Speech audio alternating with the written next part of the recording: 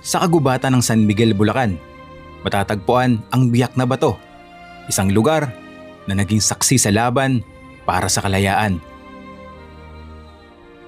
Noong taong 1897, dito itinatag ni General Emilio Aguinaldo at ng mga katipunero ang Republika ng Biak na Bato, ang unang republika ng Pilipinas.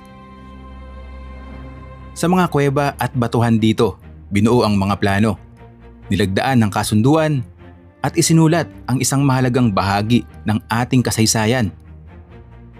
Isang lugar ng pakikibaka noon at ngayon, isang destinasyong puno ng ganda at alaala ng magigiting na Pilipinong lumaban sa himagsikan. Sa paglalakbay na ito sa Biak na Bato, silipin natin ang mga kuweba na minsang naging kanlungan ng ating mga bayani mula Pahingahan, Bahay Paniki at Aguinaldo Cave. At ngayon, habang naglalakad tayo, meron tayong nakita rito na isang ahas.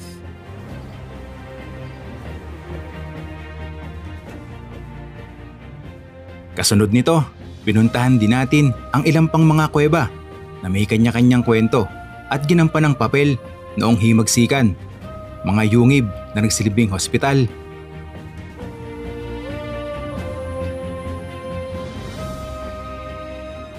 imbakan, at tanggapan ng mga katipunero. At sa huli, ang kakaibang ambush cave, huling kuweba na pinasok namin. Isang lugar na puno ng misteryo at saksi sa madugong labanan dito sa Biak na Bato. Sa apat po na kuwebang papasukin natin, itong ambush po yung pinakasagrado kasi dito po maraming nagbuwis ng buhay. Bigat yung pakiramdam dito sa pinakaloob. Talagang halos walang hangin na pumapasok. So guys, tingnan nyo kung gaano kadilim dito. Off natin yung light ng camera natin. Yan.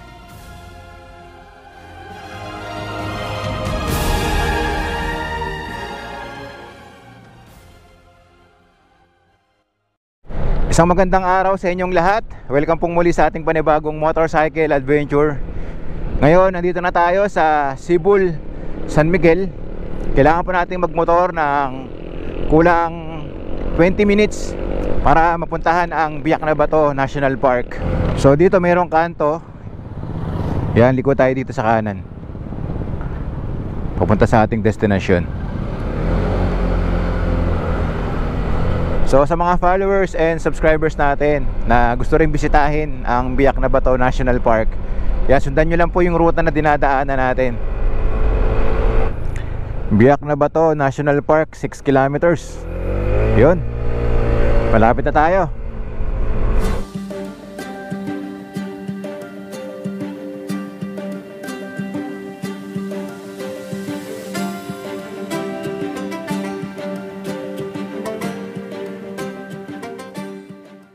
Dito may nagsasangang daan. Dito tayo sa kaliwa, papunta sa Biak na Bato. Ayun, nakikita na rito yung mga bundok na pupuntahan natin at yung magsisilbing tanawin sa spot na pupuntahan natin, no?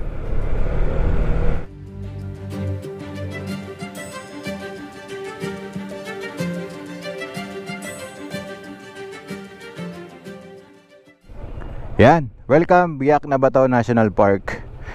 Alright, so parada muna tayo dito.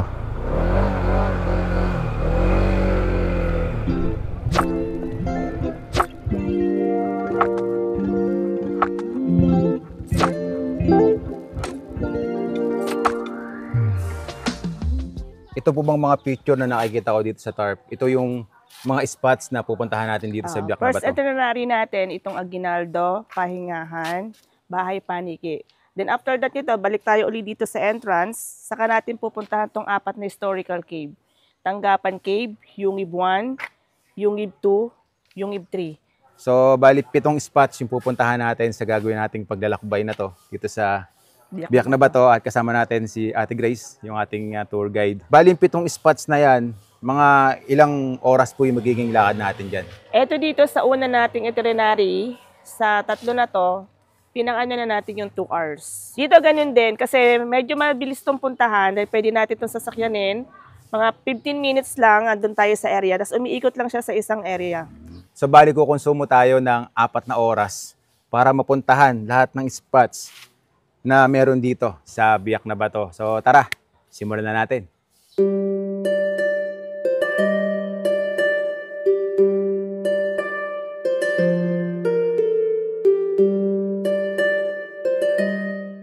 Dito pa lang sa pinaka-entrada ng lakad natin, isasalubungin na kayo ng mga naglalakihang mga bato.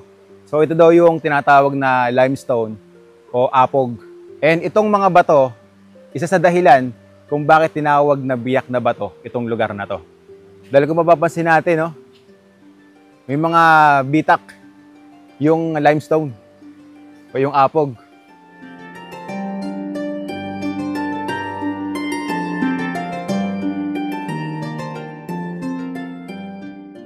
So ito yung unang hanging bridge na dadaanan natin dito. At ang sabi ng tour guide natin, dati ito ay kahoy, ngayon ginawa ng bakal. Renovate na kaya mas naging matibay siya. So kahit magsabay-sabay ang pagdaan dito, makakasigurado tayong safe tayong makakatawid dito sa hanging bridge. Kapal din ng mga punong kahoy na makikita natin dito at ang gaan din ng vibes ng lugar.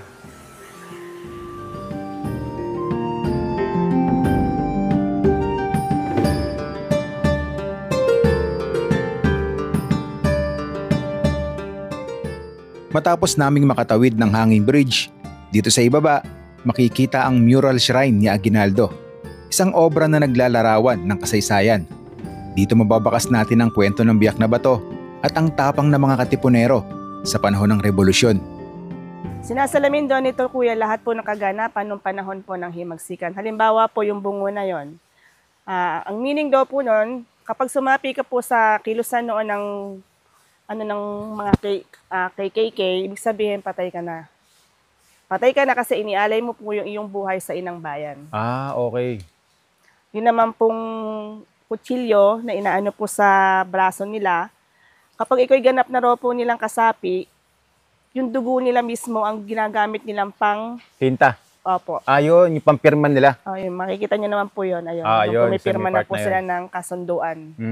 So kailangan na natin ulit maglakad para mapuntahan pa yung ibang mga spots dito.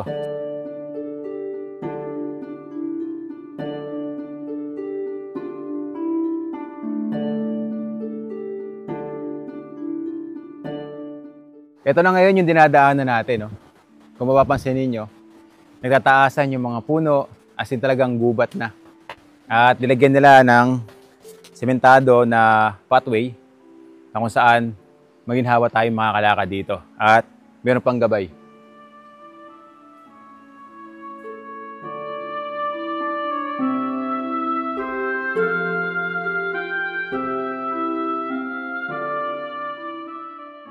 Habang tayo ay naglalakad, meron kaming nakita rito na isang napakalaking puno. Kung mapapansin natin yung ugat nito, grabe, higanting puno yung nakikita natin dito. So makikita naman pala natin yung pangalan nito. Ayun, na O3. Pag napunta kayo dito guys, hindi pwedeng hindi nyo mapansin itong dambuhalang puno habang kayo ay naglalakad. Makalula.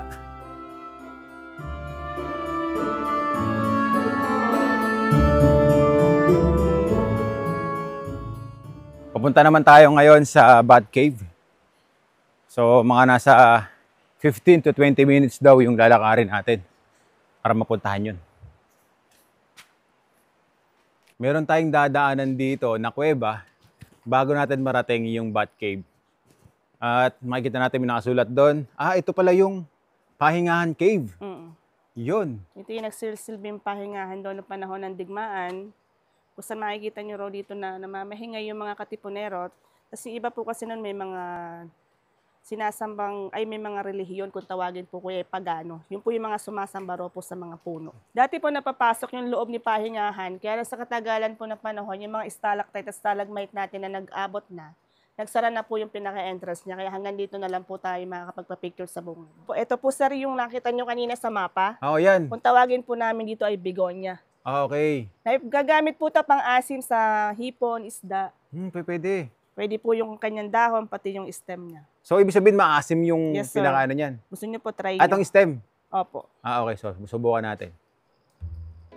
Maasim nga. Maasim po. Maasim. Para siyang sampalok.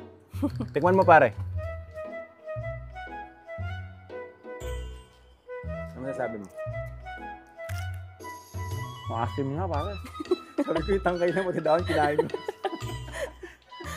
Dito sa Pahingahan Cave, meron tayong nakita na isang stalactite. Yan. Ito yung mga nakasabit sa ceiling ng kuweba. Yan. Ang tawag dyan, stalactite. At makikita natin dito, mula sa stalactite, tumutuloy yung tubig pababa dito sa ground na kung saan dito nagsisimula naman mabuo ang stalagmite. And alam nyo ba na aabutin pa ng matagal na panahon, libu-libong panahon, bago makabuo ng mataas na stalagmite yan. Dahil sa pagkakalam ko, bawat taon, parang gabote lang ng bigas yung inalalaki nitong stalagmite na nanggagaling mula dito sa tulo ng tubig ng stalactite. Galing. Kung magmamasta natin itong stalactite, para siyang buto. No? And yun, hindi natin pwedeng hawakan to. Dahil sensitive yan. At tayo ay merong natural oil sa ating mga kamay na pwedeng makaapekto na mag-abot yung stalactite at stalagmite kapag hinawakan natin.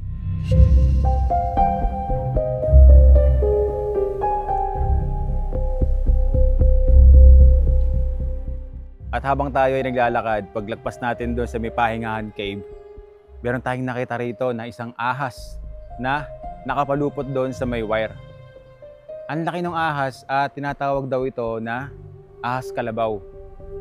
Yan guys, oh. Tignan nyo naman yung haba at medyo may pagka-black yung kulay ng ahas na ito.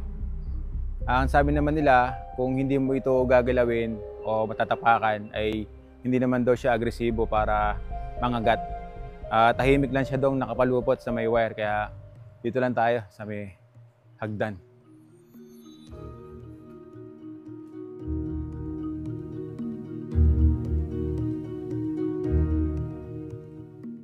At di kalayuan doon sa nakita natin na ahas. Habang naglalakad kami papunta sa Bat Cave, nakakita na naman kami ng isang ahas na mas malaki pa doon sa una nating nakita. Ang pagkakaiba lang, dito nasa ground, ay doon sa mga bato. Ang haba na ito guys. At yun, maging alisto tayo. Habang tayo naglalakad, tingnan natin yung paligid natin kung meron tayong madadaanan na mga ganitong klaseng hayop dito sa Biak na Bato.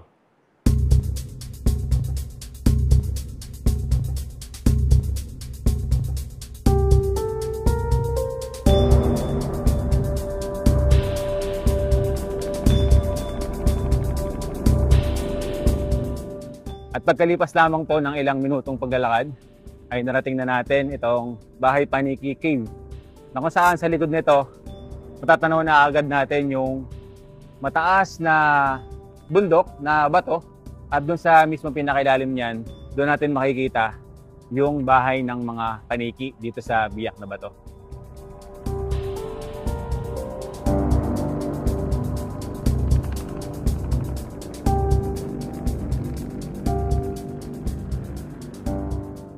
Meron tayong binabaan dito na kung saan meron namang view deck na pwede tayong pumesto para mag-sightseeing din at magpa-picture.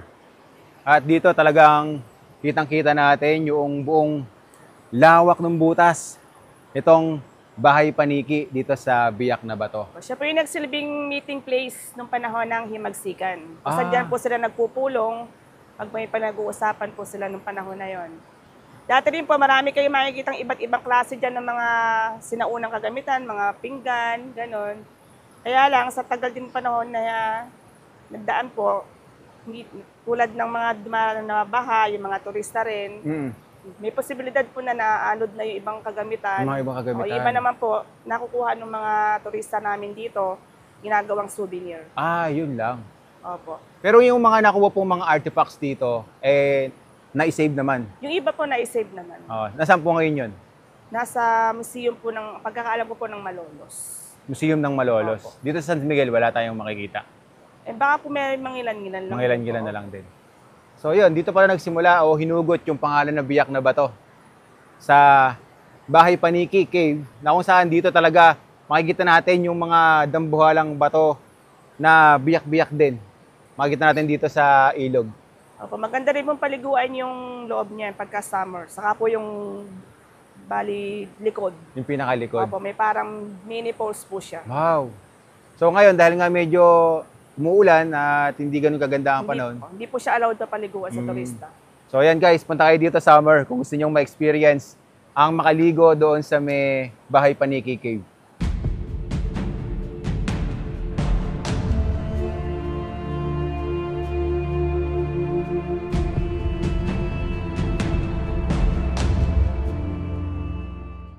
Kanina, yung unang hanging bridge na ating dinaanan ay bakal na. Ito, kahoy pa din. At medyo may kadulasan dahil maraming lumot. Dahil wala nga tigil yung pag-ulan sa mga panahon ngayon. At dito, makikita rin natin yung Bahay Paniki Cave. Na kung saan maganda rin yung view ninyo at okay din yung spot na to para magpa-picture.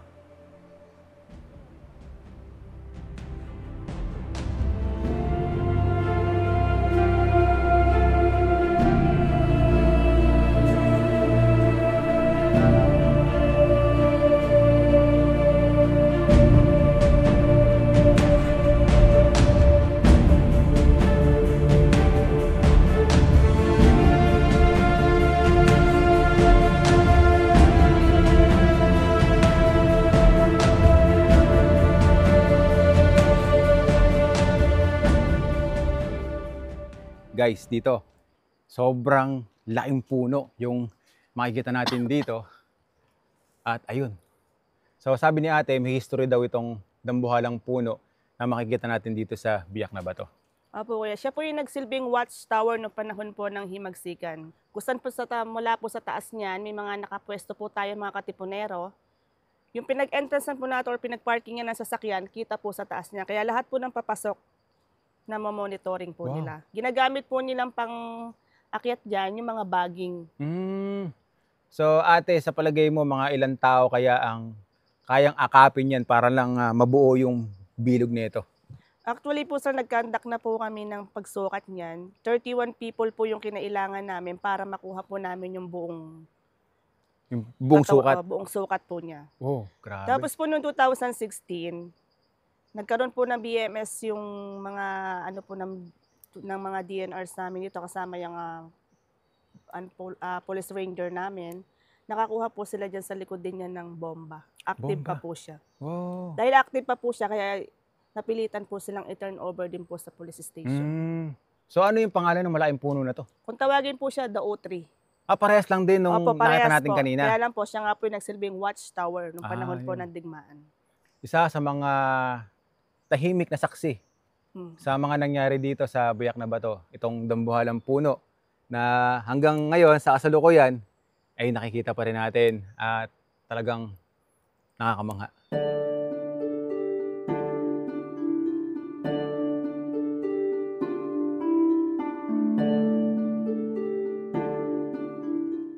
Bawal magsulat sa dingding, manghuli ng paniki. Yan, mahigpit pong pinagbabawal dito yan sa Biak na Bato.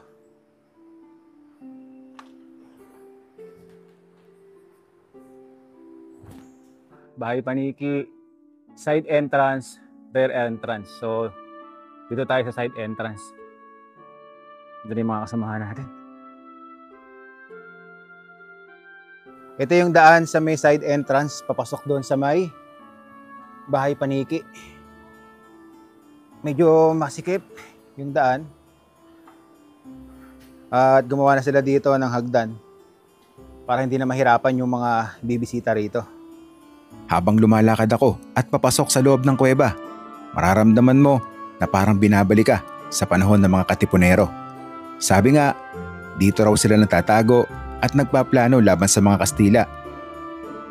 Sa loob, makikita mo ang mga stalactite at stalagmite na nabuo sa loob ng libu-libong taon. Nakakabilib kung paano hinubog ng kalikasan ang bawat hugis at forma sa loob ng kuweba. At syempre, hindi rin mawawala ang mga paniki na hanggang ngayon ay naninirahan dito. Sila rin ang dahilan kung bakit tinawag itong bahay paniki. Kung kanina, natatanaw lang natin yung pinakabutas nito, ngayon andito na tayo sa mismong pinakaloob. So subukan nating lumapit doon para mas makita natin yung mga paniki. Wow! Dito makikita natin parang mga jellyfish, yung stalactite, iba-ibang itsura yung nabuo. Kung natatandaan ninyo yung naging biyahe natin sa Calao Cave, doon sa may Cagayan, parang ganun din yung itsura nitong bahay paniki ng biyak na bato. At doon natin makikita yung mga paniki, sobrang dami, no? Grabe yung tunog nila, ang ingay. Kasabay pa nung tunog ng ragasan ng agos ng tubig dito sa ilog. Dito sa loob ng kuweba, yung makikita ninyo ng mga bato ay ganito yung mga kulay, oh. Ang kikintab niya. Lapitan pa natin tong isa. Ayun, ang kikinis, oh. Kulay ano siya, cream. Yan.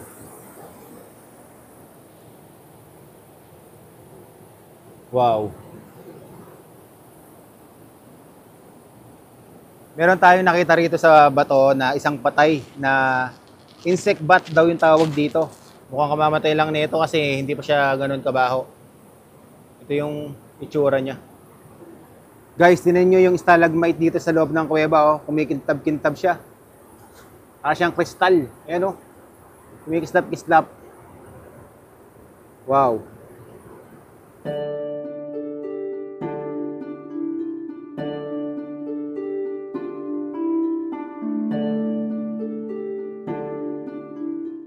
Napuntahan na natin ang Bahay Paniki Cave. Ngayon, patungo na tayo sa Emilio Aguinaldo Cave naman.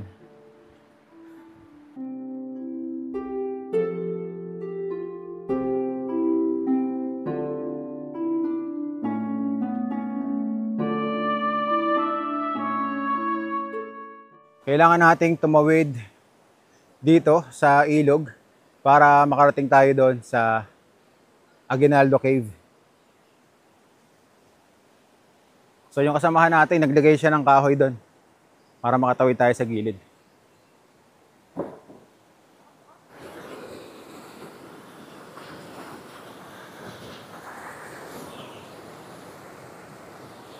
Yeah. Whoop, yeah. Ayun, thank you.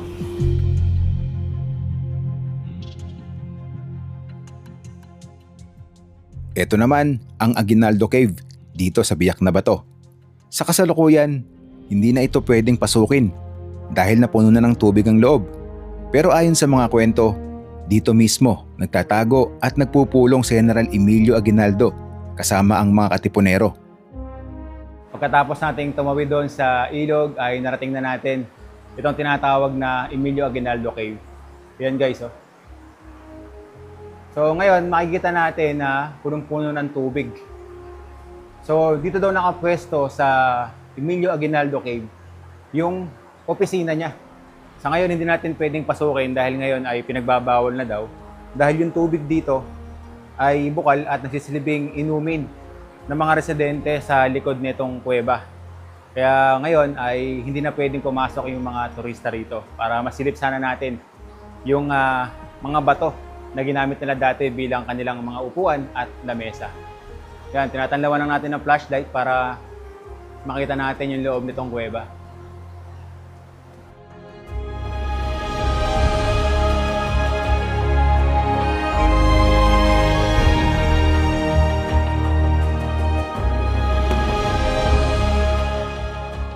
Okay, napuntahan na natin yung ilan sa mga tourist spot at mga historical doon sa Biak na Bato. So ngayon, umakyat muna kami dito sa taas kung saan dito yung pinaka-jump off para kumain kami. Dito sa karinderya ni ate. Ate, ano nga pangalan ng karinderya mo? Carol. Yan, kay ate Carol. So sa mga bibisita rito, yan, pwede kayong dito na lang kumain. Kay Ate Carol, nag-request na kami ng pagkain. Ito yung ulam na kakainin namin. Sinampalukang manok. Ginataang gulay. Sitaw. Tapos may tokwat baboy. Hindi pa tapos yung ginagawa nating paglalakbay dito sa Biak na Bato. Dahil meron pa tayong pupuntahan na 4 na kuweba.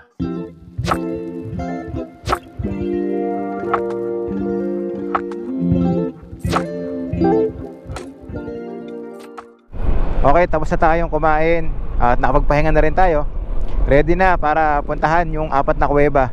Nakasama po sa itinerary. Nakamotor tayo ngayon dahil kailangan nating puntahan yung pinaka-jump off naman nung mga kuweba na to. And then after that, doon sa mismong pag-iiwanan natin ng motor, doon na magsisimula yung paglalakad ulit natin. Right turn tayo dito. Medyo masikip na yung kalsada na dadaanan natin dito.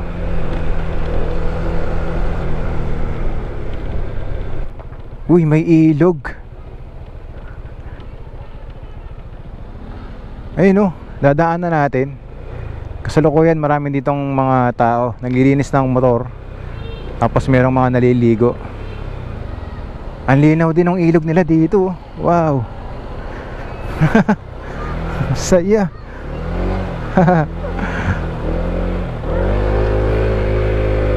Ang ganda ng pwesto ng ilog nila. Pwede kang maligo, pwede kang magugas ng motor.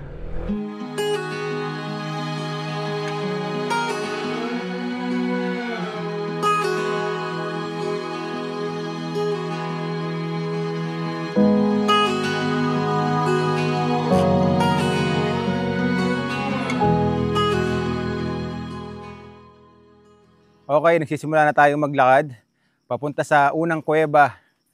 At ito yung Hospital Cave. So ayan, mapapansin natin na madilim na yung dinadaanan natin ngayon. At putik na rin. Yan. Gawa nga ng ilang araw nang hindi humihinto ang ulan dito sa bayan ng San Miguel. So halos 1 oras din tayo maglalakad para maikot natin itong 4 na kuweba na plano nating puntahan. Time check mga pare koy. Alas 4 na pre. Alas 4 na ng hapon. So aabot na tayo dito ng medyo pagdilim. Ito na yung unang kuweba na ating pupuntahan.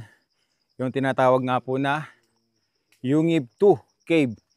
So itong Yungib 2, ito yung tinatawag na Hospital Cave. Ito na yung lalakaran natin ngayon dito. Tatalas yung mga bato. Yung pinaka-limestone na dadaanan natin dito.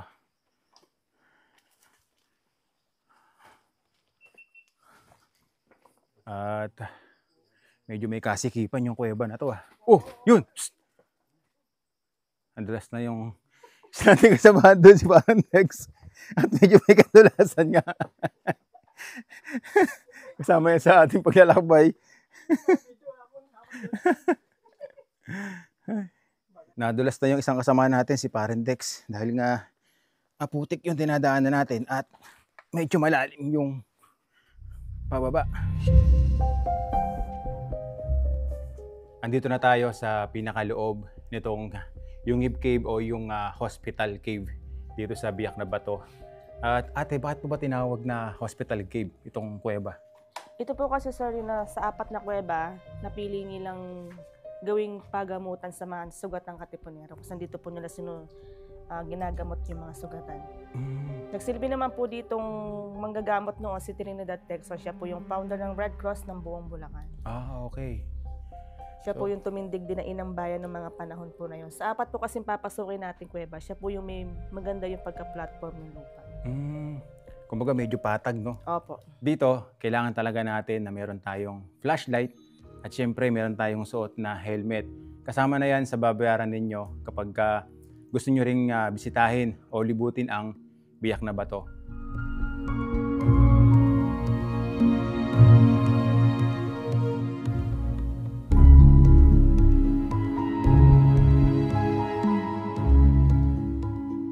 Ang ganda na itong stalagmite, Ate Grace. Kung tawagin na po namin siya, sir, dito kasi malaki na po siya. Bukod po sa stalagmite, base na po siya kung tawagin. Dahil sa laki na rin po niya. Okay, so itong nabuo na stalagmite, nanggaling dito yan sa stalactite, Galing po no? siya sa stalactite. Na tumutulo sa pinakataas nito ay may tubig na tumapatak. Yung mga deform po natin ng stalactite, kung mapapansin niyo po, sir, gamitin niyo lang po inyong imagination. Meron po tayo niyang dog teeth, chandelier, cauliflower, at curtain. Oo nga, no? May mga nabuo na rin Opo, siya. depende po kasi sa daloy ng hangin yung nagiging deform po niya. Ito, dog teeth. Ito Opo, yung ayan. sinasabi niya, ayan, no? Ayan po. Ang galing. Itong part na yan, ang tinatanlaw natin ng flashlight. Nagmimistula siyang ngipin ng aso. Opo, ito po maganda. Ito tong sa gilid na to, yan. Tapos may mga cauliflower. Opo, ayan. As curtain dito. Ito, yan, Yan, yan nasa, curtain. sa pader po na yan. So kung mapaglaro ang ating imahinasyon, yan, marami tayong makikita rito ng mga itsura sa mga nabuong stalactite at stalagmite. Ito na yung exit dito sa Hospital Cave. Yan, kay ate, sunod lang tayo.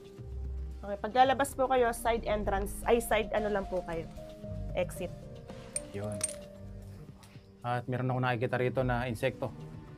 Ano ba to? Gagamba? Opo, wala po yan. Papatayin na to. Ay. Yeah. Yeah. Ayan. Okay, nakalabas na tayo. Alright, yung mga kasamahan lang natin. Hintayin natin. Sige pare.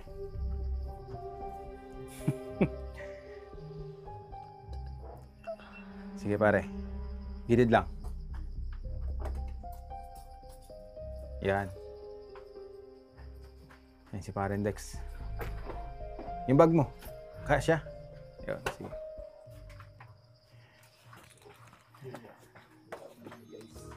Mas masikip yata dito, no? At kailangan talaga natin na yumuo kasi mabababa na yung stalagmite dito.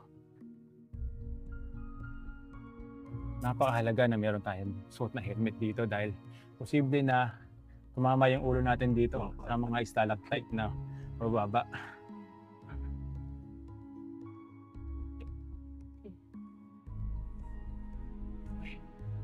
So dito maliwanag.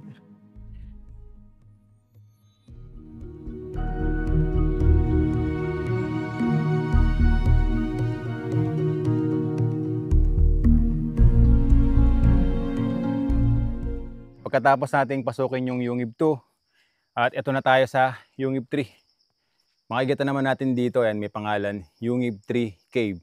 So bukod dun sa Yungib 3 Cave, tinatawag din daw itong Imbakan Cave. So ate, bakit po?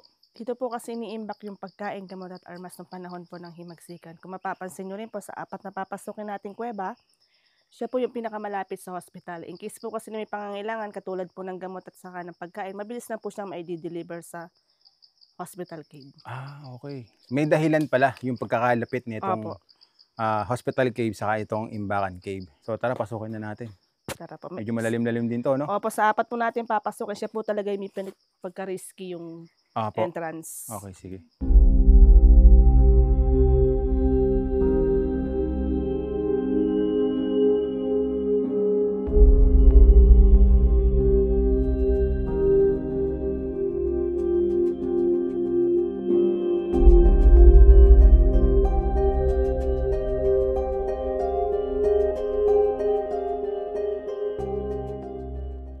Okay, andito na tayo ngayon sa Yungib 3 o yung tinatawag nga po nila na Imbakan Cave. Marami tayong makikita rito na may pagkakatulad. Kagaya nito, oh. Kung makikita natin to parang agila na nakatalikod o nakatagilid. Yan, oh. Dami mga nabuo dito na ano, iba't ibang itsura. Di po ba doon sa may kabila, yung mga nakita nating maraming stalactite, totally dapat dito marami din. Kaso, sa sobrang bigat na po niya, binigay na po niya. Ayan po yun. Kung tawagin na po namin siya ngayong collapse block, hindi na po siya stalactite. So, posible pala talaga na mangyari na magpo-collapse siya. So, dito siya galing Opo. sa part na yun na Bakante. Pero ngayon nakikita natin parang nag-rebuild na naman siya ng Opo, stalactite. ayun.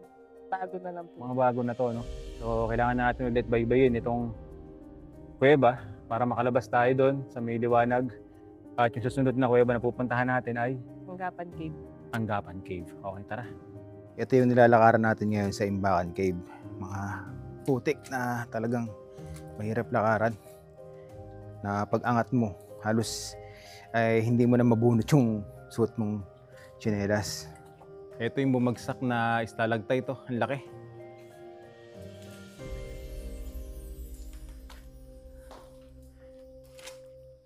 Dito nang galing. Yan yung itsura. Para siyang kortina na dinisenyo dito sa pinakapader. Ang ganda oh. Kakakilabot. Wow. Amazing. Maliwanag na ulit. Nakalabas na tayo doon sa Imbakan Cave o yung Yungib Tree. Ngayon, patungo na tayo sa susunod na kuweba. Ito naman yung tinatawag nila na Tanggapan Cave. Bali, 2 kuweba na lang yung pupuntahan natin. Then, okay na.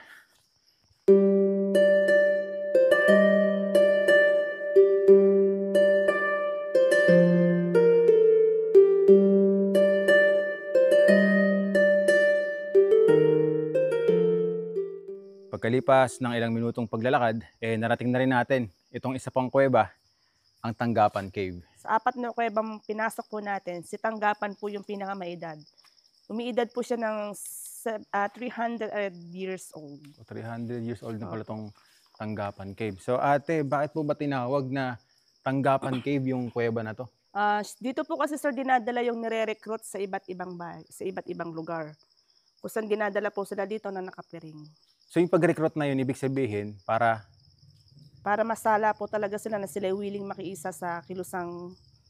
Okay. Ang procedure naman po nila ng pag-recruit ng triangula. Halimbawa po ako, re-recruiting ko po kayong 2 ni Sir Dexter pero hindi po kayo magkakilala. Para in case po, halimbawa magkaroon po ng problema, hindi nyo po maituturo yung isa't isa.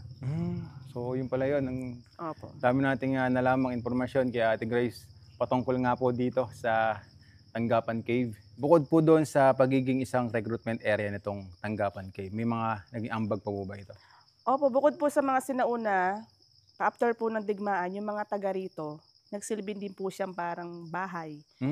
As halimbawa din po, lalo na po yung lupa niya, malaki po yung naging ambag sa mga taga rito na pakinabang. Yung pong mga nakita po natin dito na mga halaman, di ba? Apo. Dati po hindi uso yung mga fertilizer na ganyan. Yung lupa po ni Tanggapan, yun po yung nagsisilbi nilang fertilizer sa mga halaman. Sa mga nakita natin dito yung mga talong, Opo. yung mga pananim nilang gulay. Kaya kung mapapansin niyo po yung lupa po niya, yung mga bandal niya mataas. Malaki na po kasi yung ibinaba nung level ng lupa. Level ng lupa. Opo.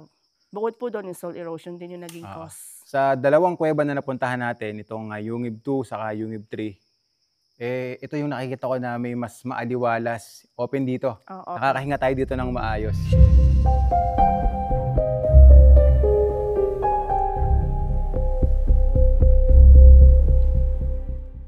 Tapos dito po kayo, sir, makakakita ng sinasabi niyo po kayo na sa Yungib 2 ng pillars.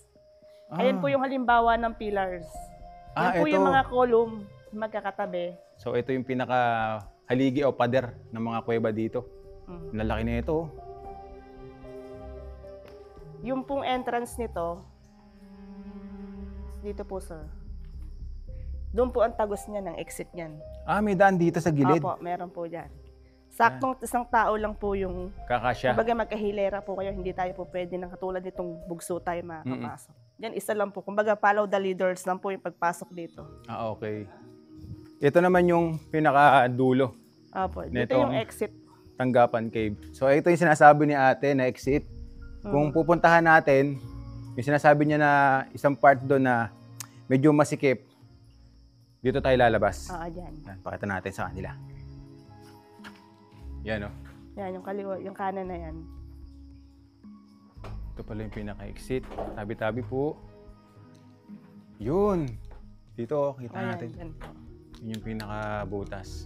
Yan po ang labas na. Yan. Pagka So, ibig sabihin, ito ating mga sako kinukuha nila yung lupa. Ito yung nagsisilbing pataba. Okay. Nice. So, ito ang Tanggapan Cave. Pangatlong kuweba na mapupuntahan nyo kapag binisita nyo rin ang Biak na Bato National Park. Okay guys, napuntahan na natin yung Tanggapan Cave. Ngayon patungo na tayo dun sa pinakahuling kuweba na ating bibisitahin dito. At ito po yung tinatawag nila na Ambush Cave. So ito daw yung pinakamalaki at pinakamahabang kuweba na bibisitahin ninyo dito sa Biak na Bato.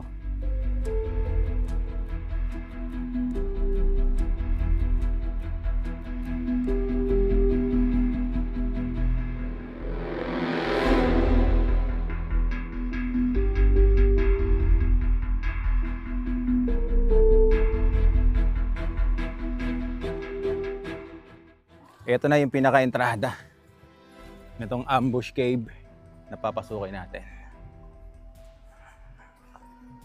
Ay, ang dami mga limestone natin dadaanan dito. Yeah.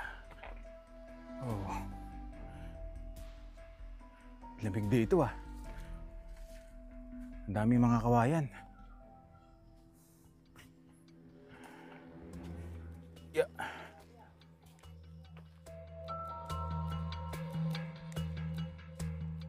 Okay, andito na tayo ngayon sa Ambush Cave na kung saan ito yung kuweba na mayroong pinakamalaki at mahaba. Dito pa lang sa pinaka-entrada, makikita natin na ang liit lang ng butas na papasukin natin at dito daw ay sobrang dilim. So ate, ba't po ba tinawag na Ambush Cave itong kuweba na pupuntahan natin? Ito po kasi yung ginamit ng mga panahon ng digmaan ng mga katipuneros natin na tambangan laban sa mga Kastila. Sa loob po kasi niyan, sir, kahit naka-white po ako, hindi niyo po ako makikita sa loob pag hindi po tayo gumamit ng flashlight. So pagdating po niyan sa loob at mayroon po silang ginagamit ng mga kapwa nila katipunero na nagpapahabol o nagpapakita po kusa sa mga Kastila para po Sundan sila dito. mahikayat po dito. Oo. So pagdating po sa loob niyan, doon na po sila naglalaban-laban. Doon nila pinapatay yung mga papasok Bumabase dito po sila Kastila. sa yabag. Mm. Kasi yung mga Kastila po natin, mga nakabuts na po noong panahon na yon. Samantala yung mga katipunero po natin, mga nakatapak lang. Oh. So hindi po talaga nila maiiwasan kahit kapwa nila. Pagka po marami ng labo-labo na po sila sa loob, Napapatay na rin. napapatay din nila. Yun. Grabe, nakakakilabot. Kaya sa 4 po na kuwebang papasukin natin, itong Ambush po yung pinakasagrado kasi dito po maraming nagbuwis ng buhay. Oh. Sila po yung maituturing din natin na bayani na naging way, kaya nakamit po natin ng kalayaan hanggang sa ngayon na tinatamasa po natin. Okay. Dito ba sa loob ng Ambush Cave, meron ba tayong makikita rito ng mga remains ng mga namatay, yung mga bungo, mga buto Sa nila? ngayon, wala na po. Pero dati, Dati, talagang nakita nyo Opo. ng personal. Mhm. So, nasa na ngayon yun, yung mga buto? sabi ko paggawa nga po nung hindi pa po ini-implement yung no guide, no entry, yung Mm-mm. mga ibang turista, inuuwi, ginagawa souvenir, iba pinagtitripan. Yung iba naman po, kinuha na po ng mga tagang-museum po na bumibisita po dito sa amin. Okay. Ngayon pa lang, guys, nararamdaman ko na yung bigat dahil sa kwento ni Ate Grace na marami nga nagbuwis ng buhay dito. Dito pa lang sa pinaka-entrada, mararamdaman mo na yung kilabot dahil nga madilim yung papasukin mo, may kasikipan yung pinakabutas ng kuweba. So, good luck sa atin. Guys, ready na ba kayo pasukin ang Ambush Cave? Ito yung maliit na butas sa pinaka-entrada na kailangan nating pasukin para makapunta tayo dun sa pinakaloob. Habang pumapasok tayo sa Ambush Cave, ramdam mo agad ang bigat at nakakabinging katahimikan. Isipin mo, higit 1 siglo na ang nakalipas, pero dito nag-iiwan ng bakas ang mga yapak ng ating mga bayani. Sa madilim na lagusan na ito, dito inabangan, sinalubong at naipaglaban ng mga katipunero laban sa mga Kastila. At habang naririto ako ngayon, ramdam ko ang lamig ng hangin na parang dumidikit sa balat. Bawat takbang, parang may mga matang nakatingin mula sa dilim. Andito na tayo ngayon sa loob ng Ambush Cave kung saan dito ramdam natin yung nakakabinging katahimikan. Dahil sobrang kulob nung kuweba, kung sasalita tayo, naririnig natin may echo at yung iba't ibang disenyo ng stalactite na makikita natin dito. Pero ang pagkakaiba sa kuweba na to, sa pinakabungad, ay wala siyang masyadong stalagmite na nabuo. Mabigat yung pakiramdam dito sa pinakaloob. Talagang halos walang hangin na pumapasok. Kaya hindi rin tayo pwedeng magtagal dito. So kailangan pa ba nating puntahan itong paliit ng paliit? Opo, kasi Na totally kuweba? dyan po talaga tayo dadaan. May duckwalk po tayo na halos nasa 50 meters yung lalakarin natin. Okay. Kaya ingatan niyo po yung inyong likod at ulo kasi talaga pong mababa yung ceiling. And after that po nun, meron po tayong hagdan na Akyatin para Aakyatin, makalabas na tayo. Ito yung mabababa na stalactite na makikita nyo rito.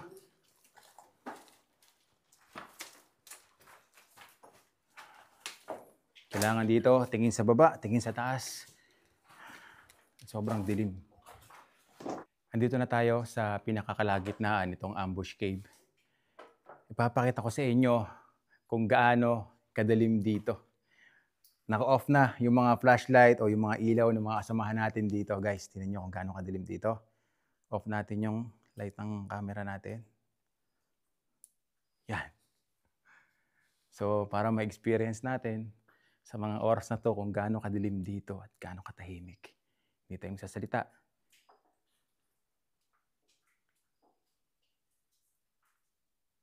So, pawang mga tunog lang ng patak ng tubig ang ating naririnig dito. Mga insekto. Yan. So, buksan na natin yung ating ilaw. Yan. Ramdam niyo ba yun, guys?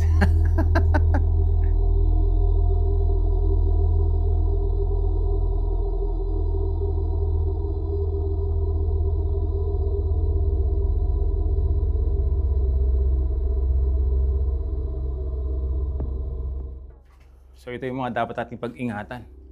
Tignan nyo guys kung gaano katutulis. Oh.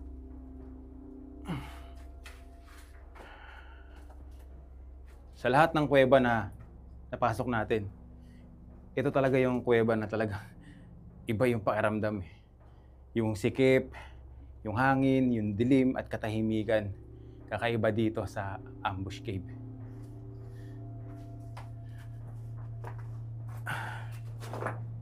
More on mabato yung lalakaran natin dito. Hindi siya maputik. Andito na tayo sa part ng kuweba na kung saan talagang kailangan nating maglakad ng ganito. Dahil hindi na tayo pwedeng tumayo. Yan, sobrang baba nung pinaka-ceiling. Habang palayo tayo ng palayo, mas nakakaramdam tayo ng parang sobrang nipis na ng hangin. Nakakaramdam na rin tayo ng medyo pagka-hilo at pagsikip ng dibdib. Dahil nga parang yung hangin dito hindi na ganun kaganda. So kailangan na natin talaga makalabas dito.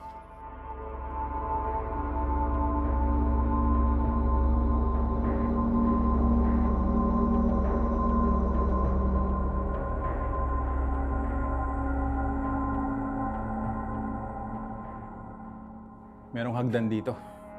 Kailangan natin akyatin to para makapunta tayo dito sa taas. Yeah.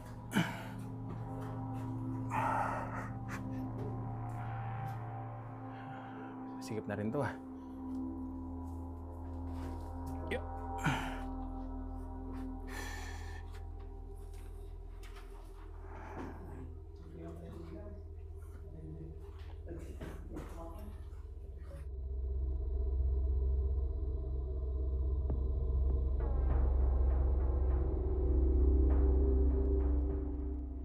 Ito na yung last na hagdan na aakyatin natin para makalabas na tayo doon sa liwanag. Alright.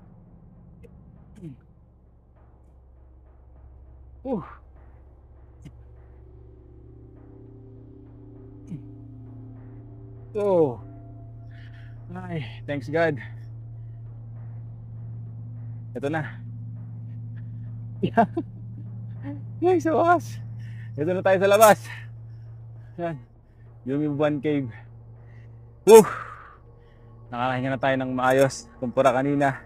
Habang tayo andun sa pinakakalagitnaan nung kuweba. Talagang ramdam natin yung bigat ng paligid. Sabi, hindi ko makakalimutan yung experience na to. Na nabisita natin ang makasaysayang lugar sa Bulacan. At ito nga po, ang Biak na Bato.